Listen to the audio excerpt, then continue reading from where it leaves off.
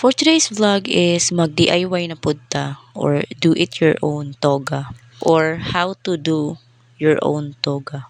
A day na life sa usa ka all around nga inahan. Mauday ni ang toga nga inabangan nako sa school sa akong anak. Since kailangayan man ta nya sitag ka late, so natimingan jud ta nga pinilian na jud. So wala ko'y choice, nagdali-dali din kog palit og tela kay gamaan na lang nako siya og bag-ong nga toga.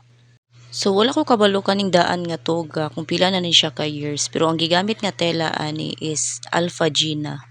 Medyo ni dirty white na jud iyang color, unlike sa katong bag-ong nga tela nga puti jud siya kaayo ug Katrina nga fabric akong gigamit. Akong nagasto di ay ani is wala ra siya kaabot og 100 pesos. While ang akong abang sa iyang toga is 100 pesos ra noon. So syempre bisag kabalo na ta manahi no, dili gyapon na siya sayon. So para nako ang pinakasayon nga pagbuhat ani is i-copy paste ra jud siya kung sa papel pa or sa mag-encode ka, i-copy paste ra nimo na siya. So ako rang gi-copy tong iyang pattern sa karaan niya nga toga nga akong giabangan og ako rang gi transfer diha sa Manila paper akong gigamit. Ingana ra siya kadali kung nagdali mo. Pero kung ganahan mo nga iyaha jud nga size, pwede niyo siyang sukdan o kamo nay mag-pattern. Siguro sa sunod na kong mga video kay mag tutorial na pug ko ninyo kung giunsa nako pagama sa akong kaugalingon nga technique sa pagama og pattern. Mas okay man gud kung kamo mo'y magama sa inyong kaugalingon nga pattern kay kamo mo'y makabuot sa sizes. Pwede ninyong dungagan og allowance para pwede pud magamit sa uban. Pero lisod kayo ni siya sa katong wala joy talent sa panahi kay kani manggong panahi kay skills man gud ni siya. Pero kung ganahan jud mo kaayo makakaton, kaya ra jud na kayo pud ninyo. Ako wala jud ko nag-follow sa proper way of kanang pattern making or cutting ana wala jud. Ako ara jud ning kaugalingon nga technique ning ako ang gipanggamit diri. Since kay gadali naman ko.